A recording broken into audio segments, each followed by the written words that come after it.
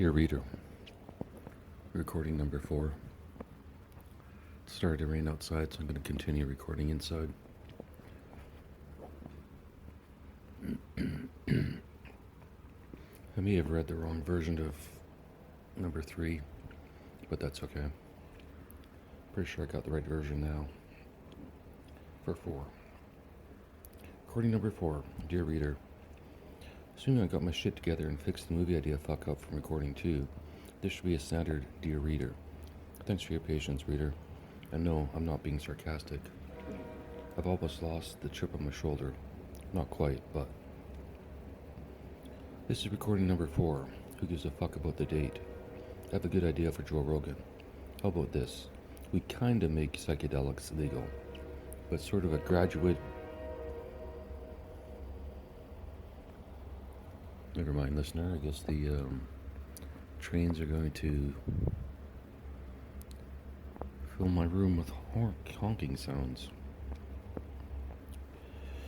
I have a good idea for Joe Rogan. How about this? We kind of make psychedelics legal, but sort of a graduated period where you have to go to a clinic and take a prescribed beginner dose under supervision. This ensures you don't freak out. Then you can go up to higher doses, and so on and so forth. If you're already an experienced user, you've got nothing to worry about in passing the test. If you already know you can handle 3 grams of mushrooms, and the test is 1 gram,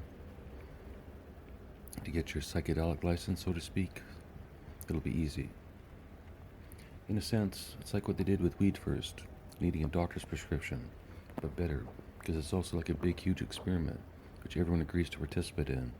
The more data they provide, the better. By the way, dear reader, I've had this idea for the last couple of years. Nobody gives a shit. But what the fuck? Who knows? Maybe you're an expert. You can go in, take the LSD exam in the morning, the mushroom exam at noon, DMT in the evening, and heroin to top off the night.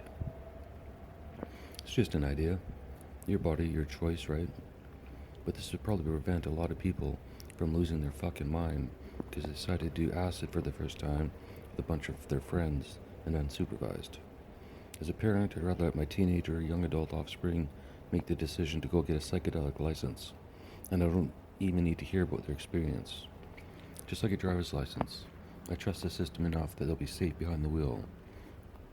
I realize this is a silly idea, reader, but this is how Betty and I think and talk when we're alone in bed and unable to sleep.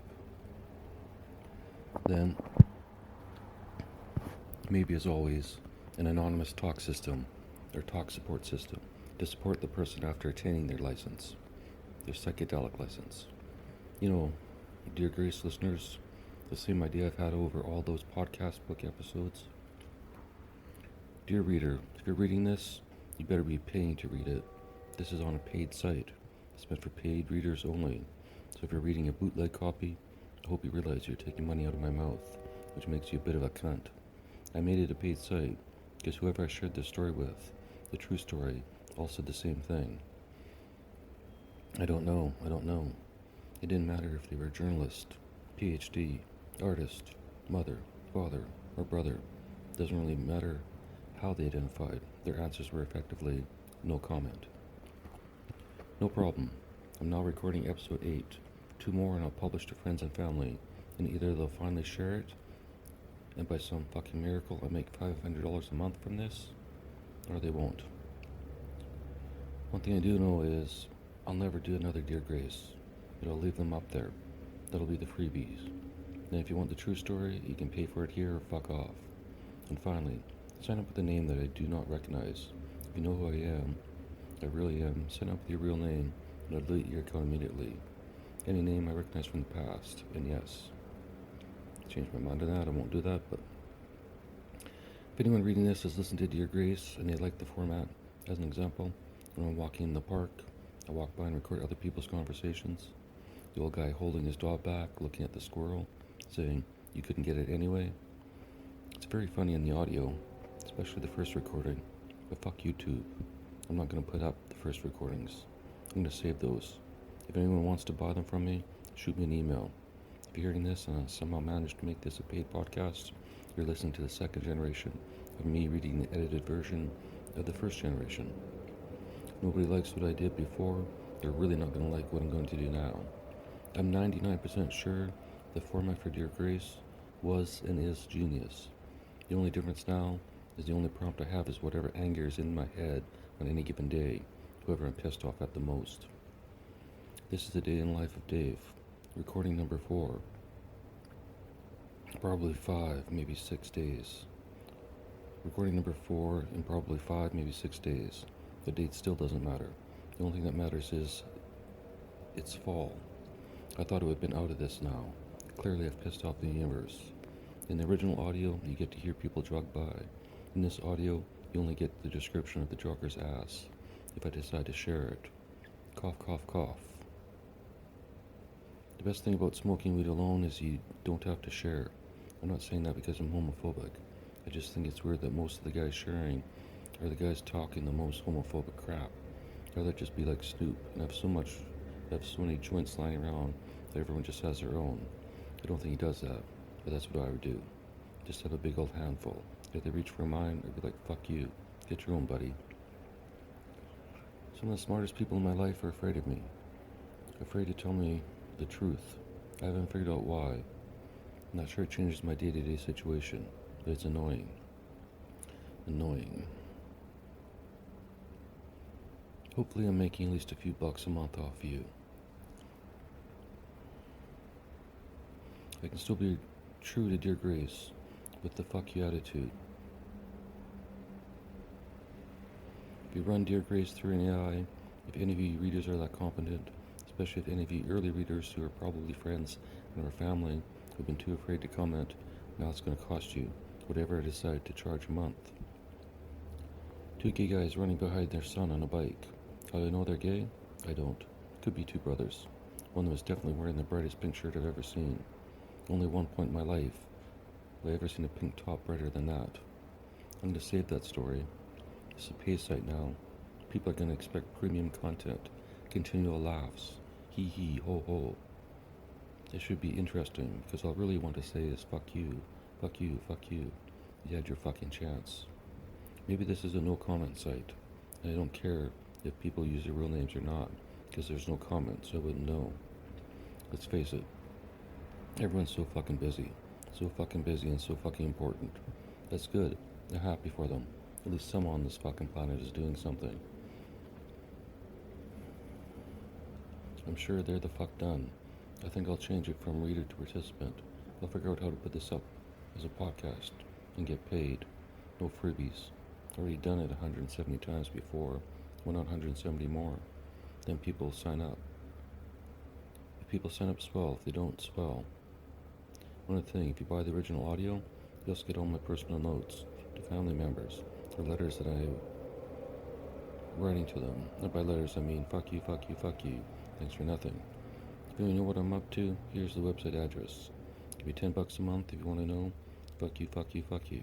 Don't be cheap cunts. You can get one subscription passed around. I know you. I know all you all. You can afford your own subscription. So whatever the amount is, it doesn't matter. Dig deep. Even when I tell them, cheap. I'm not sure I actually edited that, but oh well, listener. I'm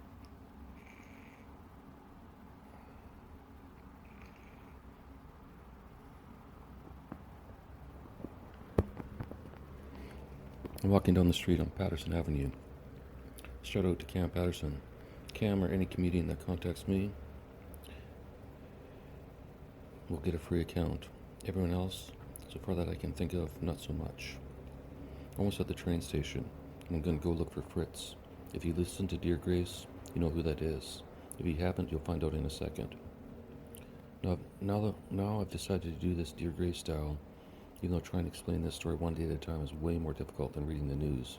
I'll keep doing it, and I'll keep with the day-to-day interactions as an example. A day in the life of Dave. I just came home, and when I came around the corner, I startled my housemate because she was cooking in the kitchen with the fan on, and she couldn't hear me come up the stairs.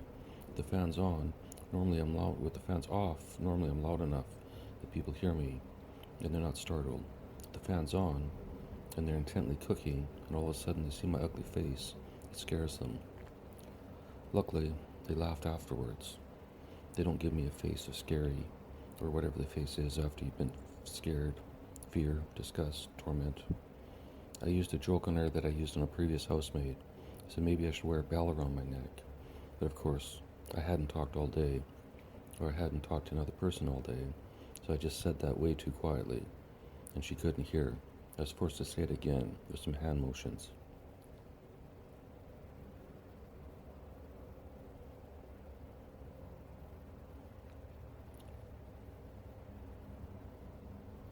One of my previous jokes is the roommate that I just scared looks exactly like either Betty's sister, or cousin, or tribe mate, and she's always happy, always has a smile on her face, and always smiles at me when I acknowledge her. So she's just a regular nice person, but a concept in this world. Don't judge me for what I look like, for how I smell, for the fact that I don't get up until noon or 1 p.m. when she's up at 4:30 or 5 a.m. I know this because it's the exact same time I get up to go to the washroom.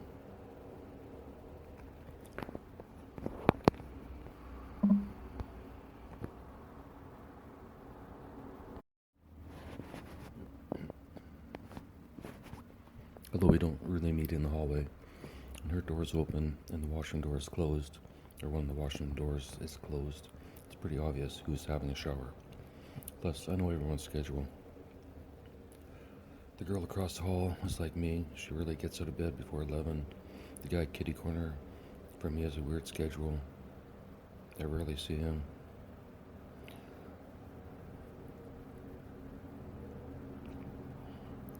The girl I just scared at this at the end of the hall. She has the biggest room. Not that it really matters.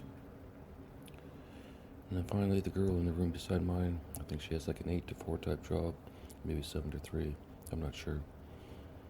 I've never seen her in the hallway in the morning, and I rarely hear her anytime. Also, she goes away for weeks at a time, as does the guy. Lots of times it feels like I'm the only person here for most of the day and or night, if that matters to you, the reader.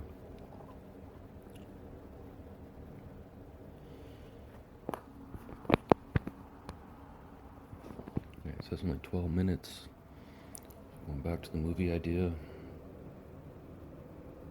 Actually, we'll go back to stand-up and then movie. I'll always put the movie at the end.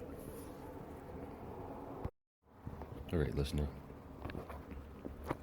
Back to back taxes. Special North Face edition. I'm basically just begging for a sponsor. As much as I'm hoping you forget to, or you never forget to, turn off the $5 a month.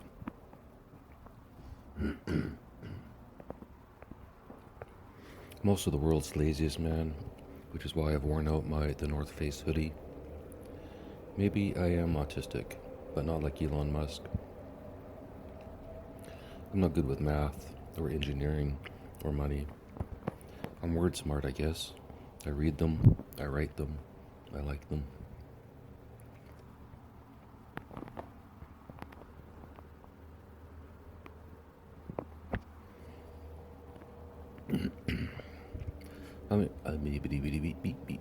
I might be autistic like Musk, but I'm not a workaholic like him. I work the least amount possible for the maximum return. Some people call that lazy. I call it efficient. He actually works 120 hours a week. I perform 1 hour a week on stage. Who's smarter? Sure, he's saving the planet with his cars, rockets, and satellites, and robots, but I'll save your mind with comedy, or mild entertainment. Unlike Elon, I owe a shit ton of back taxes, which is why I only wear the North Face hoodie. But I'm not fucked. I could declare bankruptcy and walk away from the debt. It'd ruin my credit rating, but that's not a problem, because it's already 0, or it's negative, or I'm not sure what it is. I don't even know how credit ratings work. I'm 60 years old. I should have a basic understanding, but I don't. This really isn't comedy, listener, but it's more the story told a different way. All I know is my credit has to be the worst possible. I have no credit, Trudeau and Revenue Canada, so bankruptcy is not a threat to make me pay, you idiots. However, the only thing I like more than a comedy is a good comeback story. When I give Trudeau and the CRA a check for all my back taxes, wearing a brand new The North Face hoodie, sponsored by The North Face, within a year of me standing on stage, or one of these stupid podcasts taking off on Substack, my life will change. And it's a great fucking story for me. And you, if you hate Trudeau, the CRA, or any government whatsoever. Doesn't everyone hate him or some form of government? If you dislike him, share this podcast or audio or whatever it is you're listening to. Get rid of Trudeau for whatever reason and help me pay my back taxes by signing up for this podcast for $5 a month. If you donate, if you go for a yearly, it's $240. And I know that's 4 times as much, but I only keep 60 of it, and the rest goes to charity. Same if you become a founding member. There you go, that's the end of my advertisement. Sign up, you cheap bastards. Embrace the power of social media and social change. End of speech. To pay my back taxes, if I was pretty, I'd just find an old rich lady to marry and hope she dies soon. I'd impress her with the North Face hoodie. That sounds mean, but I'm autistic. I'm too honest according to the doctors. How the fuck can honesty be a symptom of any mental condition or a neurological disorder or whatever? Honesty is not the problem. Honesty should never be a symptom of anything. Seducing old ladies won't work. I clearly don't have the looks to be a gigolo. I cut my own hair. I wear clothes until they fall off my body. Plus I look young. Too young for a 90-year-old woman to marry. I'd look like her son, especially with the North Face hoodie. Good for her, but I'm lazy, but luckily autism makes me smart. It has nothing to do with the thousands of books I've read or my life experiences. According to DSM-5, my intelligence is based on a neurological condition, which nobody can prove. Or maybe my intelligence is from the North Face hoodie. This comedy idea will solve my non-existent love life as well. Even if I never seduce Betty the barista, at least one biological female of legal age will listen to this and think, he's cute, or he's smart, or I'd fuck him because he's so cute in his the North Face hoodie. Look at the millions Elon spends on his kids and wives, or whatever he calls the women he impregnates. I won't have to spend a cent. They come to the show, they fall in love with me, I go home with them, eat their food, stay at their home until they kick me out, probably because they're tired of me wearing the North Face hoodie, or I knock them up, or both, and then go back on stage to attract the next one.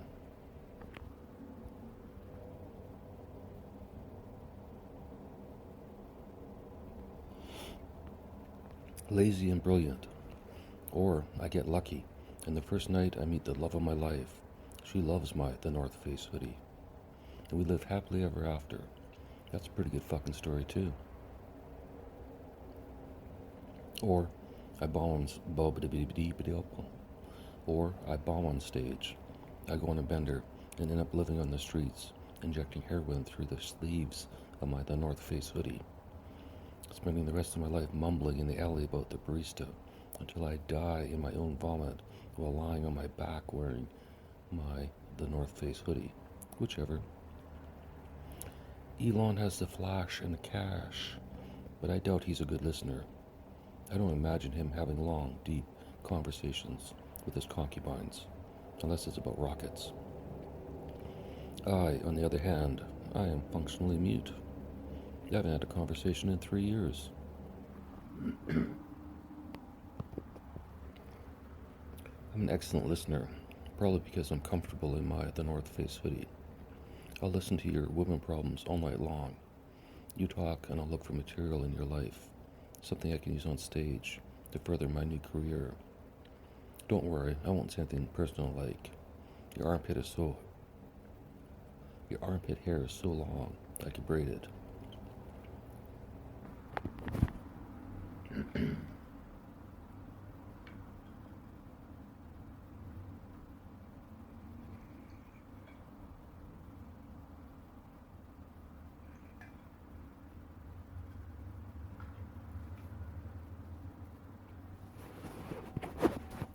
So to summarize, I'm disabled, autistic, broke, and can't dress myself except the North Face hoodie. Perfect catch. Disabled, so you know I won't go anywhere. Autistic, so you know I'm honest. I literally cannot lie, and everything I've said so far is 100% true. I'm broke, but I don't need much to live on. A few pizza pops and some beer. Plus, I'm funnier when I drink, not meaner like most men. I can't dress myself, but I don't care what I wear. Buy me whatever you think I'll look good in, and I'll wear it, unless it looks gay.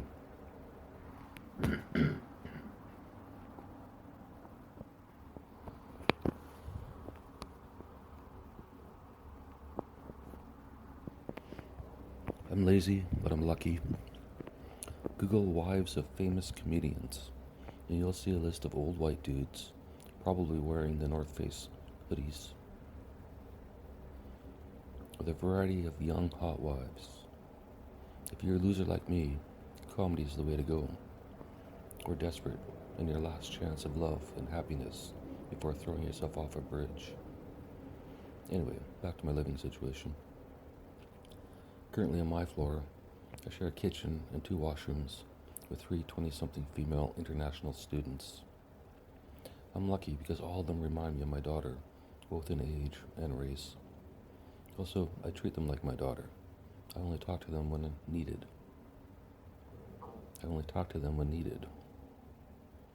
I say hi to them in the hallway when I'm heading to the washroom, wearing the North Face hoodie, but there are no long conversations. Everyone seems to mind their own business. Sometimes I hear them talking and laughing in the kitchen, but I don't join in the discussion. Like when a teenage daughter has friends over to visit, you stick around the house so they don't bring over teenage boys, but otherwise you try and give them some privacy. Although in this case, I guess university age boys or young men.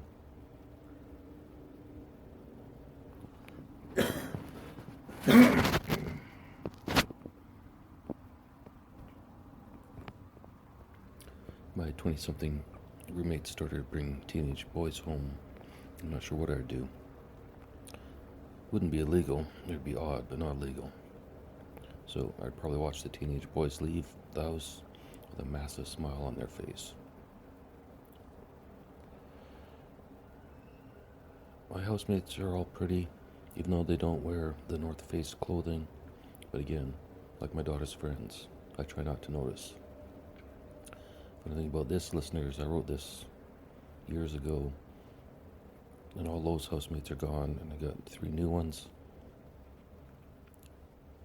Probably prettier than the 3 before. It's like the universe is just trying to torture me.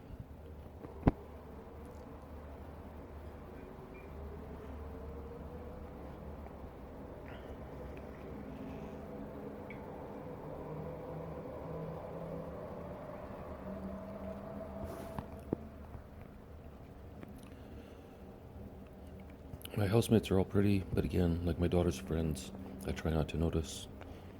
The only thing I do notice and don't like is the long black hair in the bathrooms. On their head, it's pretty. Plastered on the walls and floor of the shower, it's not. The drain is disgusting.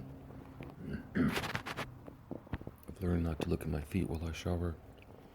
I've tried shoving it down the drain with my big toe in the past, but I've given up now. I start to gag. I'm glad I only had one daughter. 3 would have been a hair nightmare. To be fair, that's not completely true. One daughter and her Asian mother was a hair nightmare. I can remember gagging pulling that stuff out of the drain. In my current situation, one of the 2 showers gets pretty bad, but the one I use has been good for months. The girl that uses it doesn't seem to shed too much, and I can wash it down the drain before heaving. However, I feel sorry for the landlord when that drain backs up. Although, he could probably save the hair and donate it to cancer victims. I hope they wash it first. I pee in that shower. I'm not going to say my housemates' names for 2 reasons. 1, to protect their privacy when this comedy gold crushes somewhere. 2, because I can't pronounce any of their names, first or last. I can spell them. I see their mail on the kitchen table, but I can't pronounce any. They all introduced themselves to me, but the names were too difficult for my mouth to repeat or my brain to remember. Instead, I have nicknames that I use in my head. The smoker, the nurse, and this one sounds bad, but Petri dish, which is close to how her name is spelled, so I think it fits. It's not about her cleanliness habits. In fact, Petri dish is the one who sheds the least. The smoker scares me, not on purpose, but we both walk quietly, and too many times, I'm either leaving the house for a smoke, or she's coming in after one, and we accidentally scare each other, coming around a corner. We both laugh, but I'm not sure my heart can take too many more surprises. You would think the North Face hoodie would calm the smoker with its soothing gray and black highlights, with its soothing grays and blacks, highlighted with a unique red. The nurse is the friendliest. I broke my hand last year, and she's the only one who asked me how. The other 2 didn't care, or I guess the nurse probably told them. She asked if I needed help with anything, but the only problem I was having was wiping my ass and showering and putting on the North Face hoodie. However, I remembered my golden rule, and if I wouldn't ask my daughter for the same help, I shouldn't ask her. Not that I would have, regardless of the daughter golden rule. I'm autistic, not a gross asshole. I figured it out myself. I just didn't shower or wipe my ass for 2 weeks. What's the big deal? Right, end of comedy. Alright. So my phone screwed up. Luckily, the file was saved. Had to do a quick restart. I'll finish off the last 10 minutes with continuation of the School of Comedy movie. Still out of order now. Well, it's in order if you start, I think, with episode 5 or 6. Can't remember. Doesn't matter. Just sign up for a founding member, and I'll send you the whole script. I'll read it personally to you. For only $720. Interior Starbucks day. David enters a bright and pleasant Starbucks. Padded benches, drive-through, patio. David, thinking, this will do nicely. Plus, there's a weed shop nearby. Everything I'll need. See, listener, you get the story 3 different ways.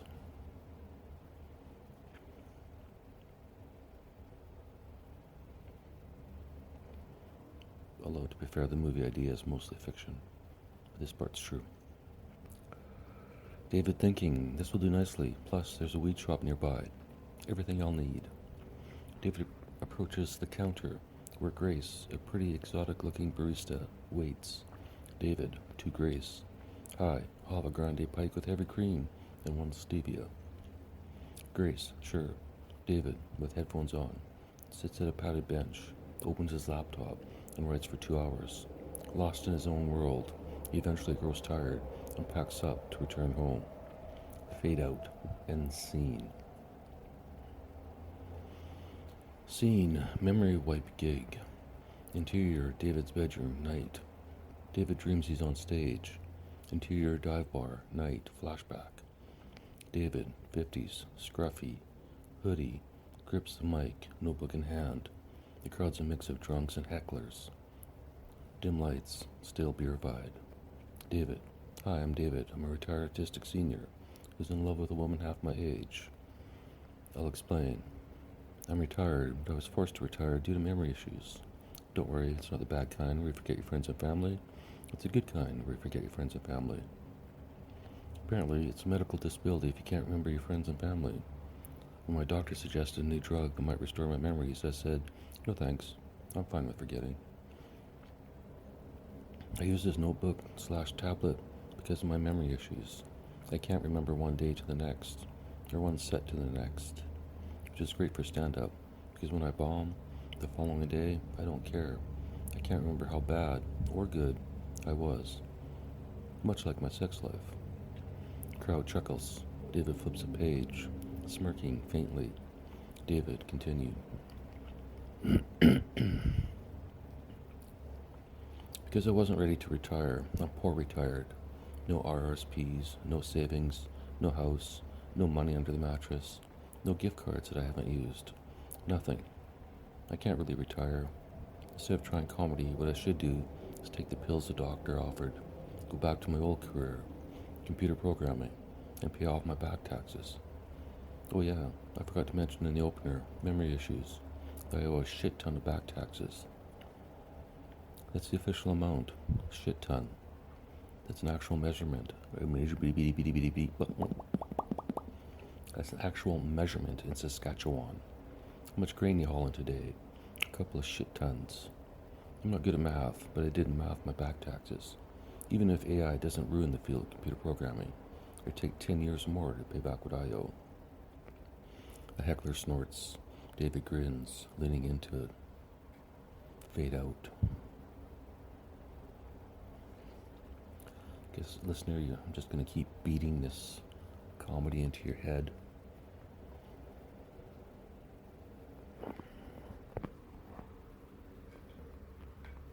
I suggest you just stop listening, but keep the $5 a month flowing. I don't even care if you're doing it out of guilt.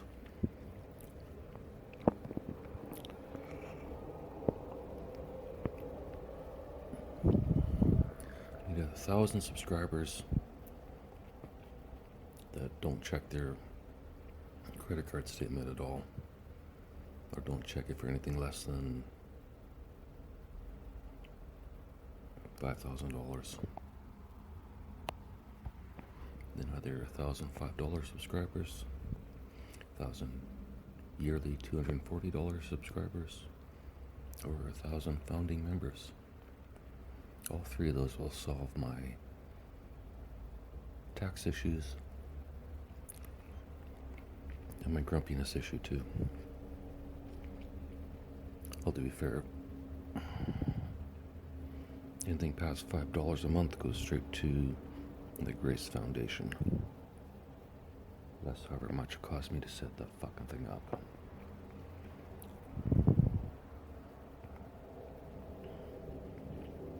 In fact, if any of those three levels, monthly, yearly, or founder,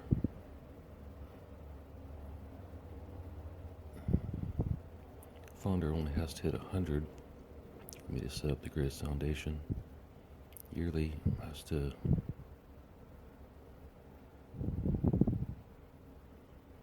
whatever the equivalent is for yearly and monthly.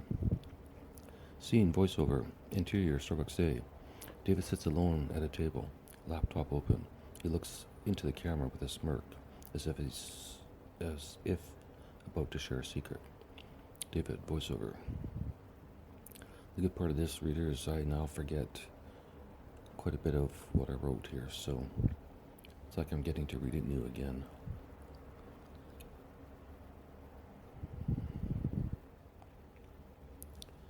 I know what you're thinking. When do we get to the good parts? The telepathy, the David Almighty angle, the love story, The fucking comedy. I'm getting there, be patient. This is my first movie, and I'm being a bit of a dick. My movie, my way. Montage, over the next 2 years. David writing in his room, surrounded by notes and empty pizza boxes. Flashback to the street corner with the international students, then to David's current house with similarly diverse students. Okay, gotta change that first scene to office girls. David voiceover. However, I'll break this news to you. The 3 pretty international students at the beginning of the movie are not the same 3 I lived with in the house.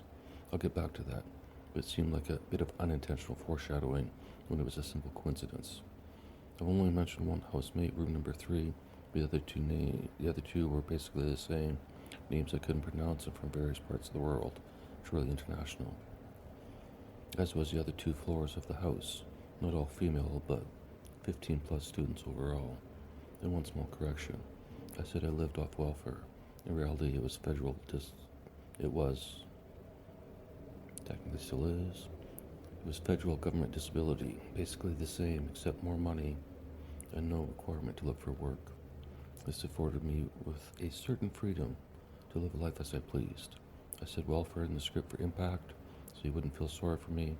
I won't deceive you again. Well, not on purpose. David checking his disability payment online, a look of contentment. David voiceover. Back to the movie. Over the next 2 years, my routine remained fairly consistent. I mostly kept to myself, learned my housemates' schedules, and adjusted mine accordingly, allowing me to use the kitchen and washrooms without interfering with other people's lives. David remembering being in a classroom, looking bored, then tearing up his journalism diploma. David voiceover. I had zero idea of how to become a writer, even though I do have 1 year of journalism diploma. I quit after the first year. It was clear journalism is not writing. It's nothing more than a formula taught to wannabe writers. A formula any in that world can outperform better than any reporter, probably ever. David ignoring calls, deleting contacts from his phone. David voiceover. With security from the lifetime government handout, I no longer felt the need to maintain past relationships. Deep down, I knew I only kept in contact with friends and family, just in case I needed a place to stay or some money. Iris and I rarely talked on the phone after she went to university, text, emails, but not much more. A traditional phone call on New Year's Eve, as it used to be our holiday. Christmas with Mom, and then a night of movies and pizza with Dad to end the year. Normally watching Mr. Bean. Next scene, David at self-checkout, picking up packages silently. David voiceover. Over those 2 years, I simply stopped talking. I had no need. Self-checkout at the dollar store and Walmart. I ordered my weed online and picked it up at the store with the receipt. No words other than thank you. Next scene, David at Starbucks. Grace preparing his drink without him needing to order. David voiceover. I continued to use the same Starbucks, and although I could have ordered online to avoid the interaction with the cashier, fate intervened. Grace, the first barista I ordered from, learned quickly I always order the same drink. Within weeks, I didn't have to order if she was at the till. She just confirmed it when I walked up. Grande pike with heavy cream and 1 stevia. All I had to do was nod if she was looking at me or say yes. A month later, and every barista and the manager knew my order and followed suit. I guess I was a regular. 2 years later, and I was almost functionally mute. My voice worked, but when I spoke it was difficult. I stumbled and mumbled more than usual, but for some reason I didn't care. I wrote everything I could. Movie ideas, app ideas, short stories, long boring stories, my life history into a database of events, every fucking thing I could think of to get those past events out of my head. Next scene, David looking around Starbucks, noticing the baristas, a hint of interest in his eyes.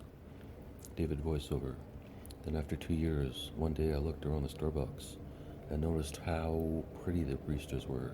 I mean, I noticed before, I'm not dead, but why drool over something you'll never ever taste?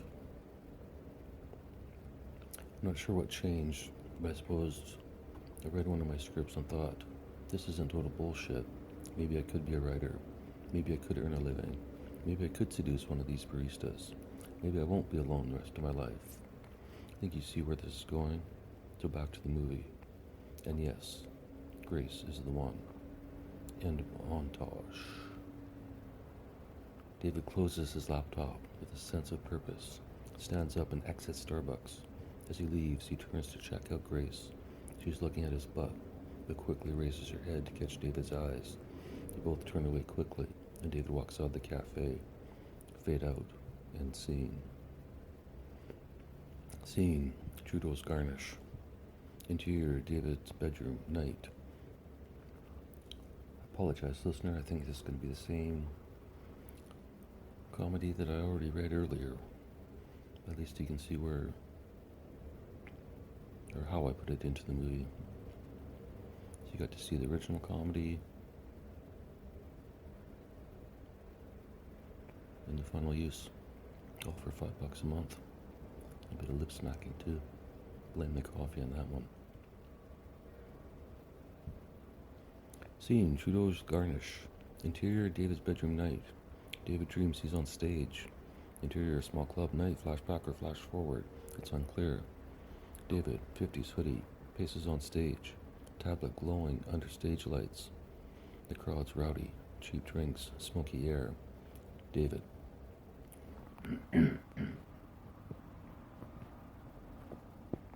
Yeah, sorry, listener, this is exactly the same, but oh well. Just consider it practice for when I actually get on stage.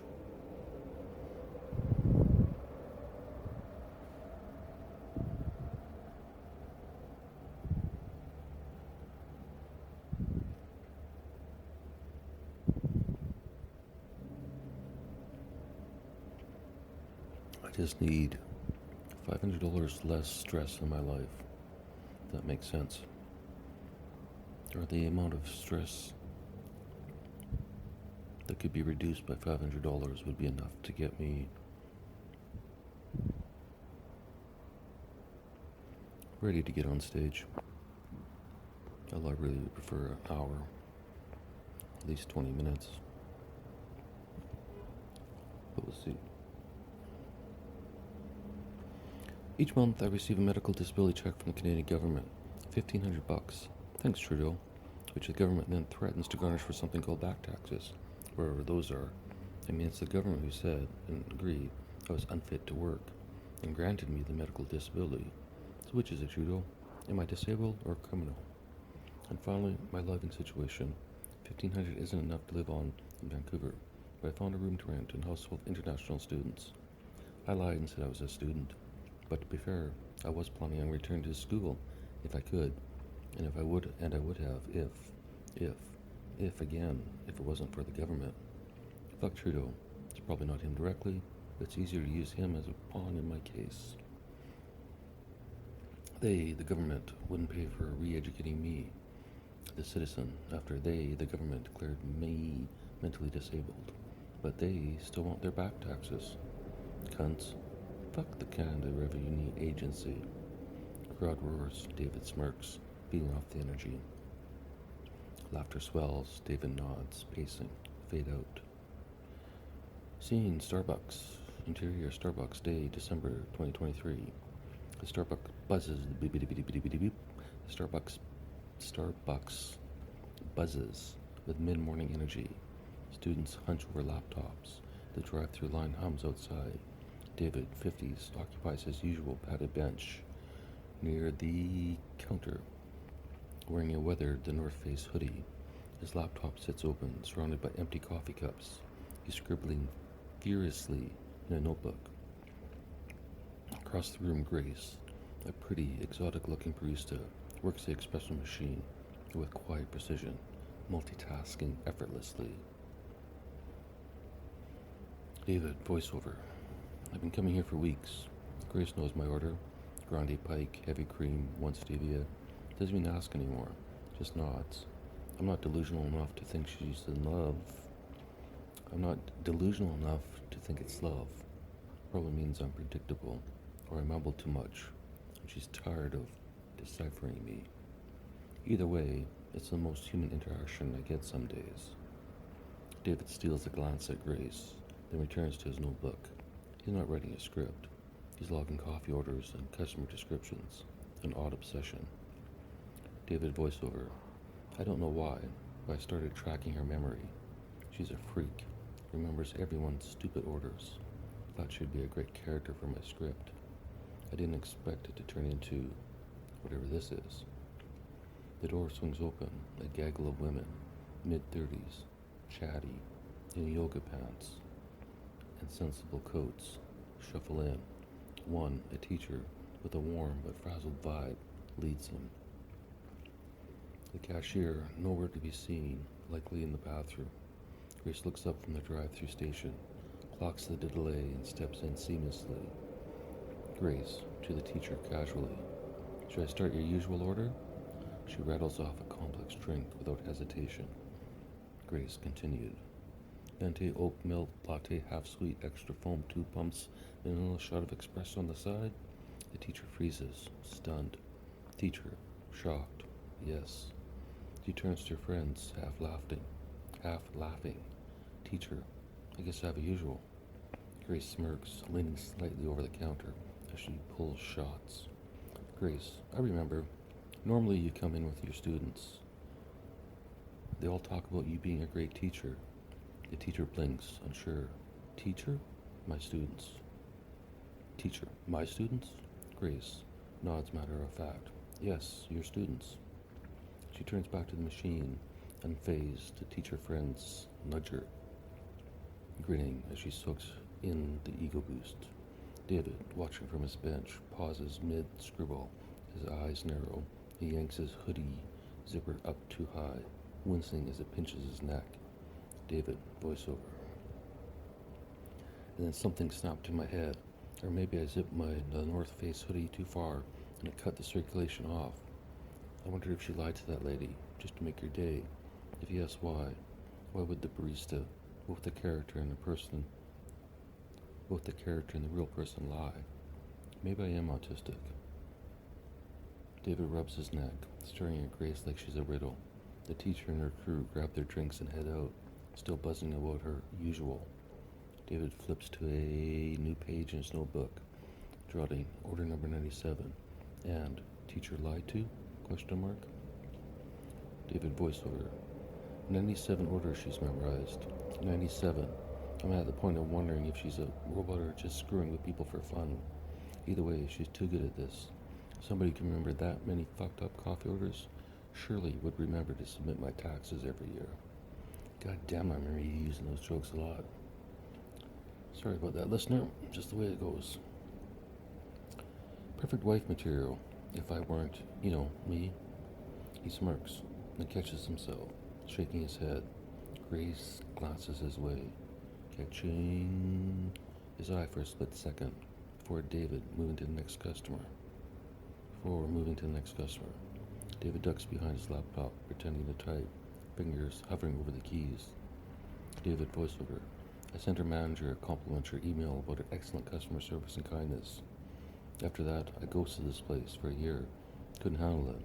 Perfect seats, perfect distance from my shitty room, and I bailed. Now I'm back, and she's still here, and I'm still a loser in a hoodie with holes in the elbows. The camera lingers on David, hunched over his notebook, as Grace works the counter like a pro. The hum of the espresso machine fades into the background. Fade out.